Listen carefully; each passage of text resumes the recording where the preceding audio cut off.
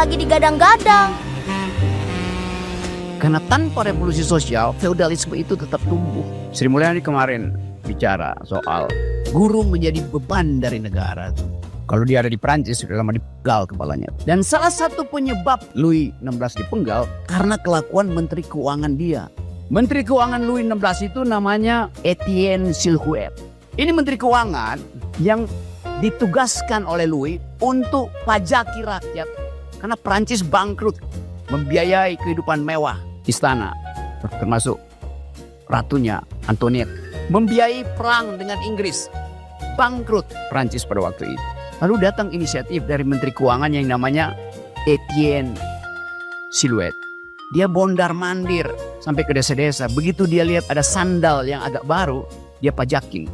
Pajak sandal jepit yang masih baru. Dia lihat pintu gereja yang masih mengkilap, pajak pintu gereja. Dipajakin semua. Dia lihat ada pengantin yang kawin pakai musik, pengantinnya dipajakin karena tahu akan dapat hadiah, musiknya dipajakin. Royalty. Itu dilakukan oleh Menteri Keuangan Louis yang namanya Etienne Silhouette. Saking keselnya rakyat Prancis, saking keselnya wartawan Prancis terhadap kelakuan Etienne Silhouette, setiap kali diberitakan wajahnya si Etienne Silhouette itu dibikin hitam putih aja. Dari situ istilah Silhouette dimulai. Karena kebencian. Dan kebencian itu akhirnya berakhir di 1789 di alun-alun kota Paris. Untuk pemenggalan Louis XVI. Di dalam konsep yang saya terangkan tadi, apakah Sri Mulyani mengerti bahwa tugas negara di Indonesia, di negeri ini adalah mencerdaskan kehidupan bangsa. Oleh karena itu biaya pendidikan harus ditanggung negara.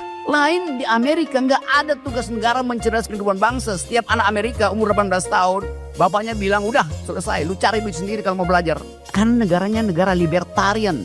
Kita negara yang didesain secara sosialistis. Dengan konsekuensi, negara harus state spending expenditure mesti diberikan justru untuk meningkatkan taraf pendidikan kita. Supaya nanti ketika pemilihan umum tidak ada lagi orang dungu yang nunggu amplop di pojok-pojok kampung. Pemilih kita di 2024, 68% atau 78% hanya lulus sekolah kelas 7. Artinya tidak pernah lulus SMP. Itulah korban pertama dari elektoral demokrasi yang basisnya adalah BLT dan amplop. Karena tidak ada diskurs yang memungkinkan orang menagih pajak berdasarkan aturan rasional.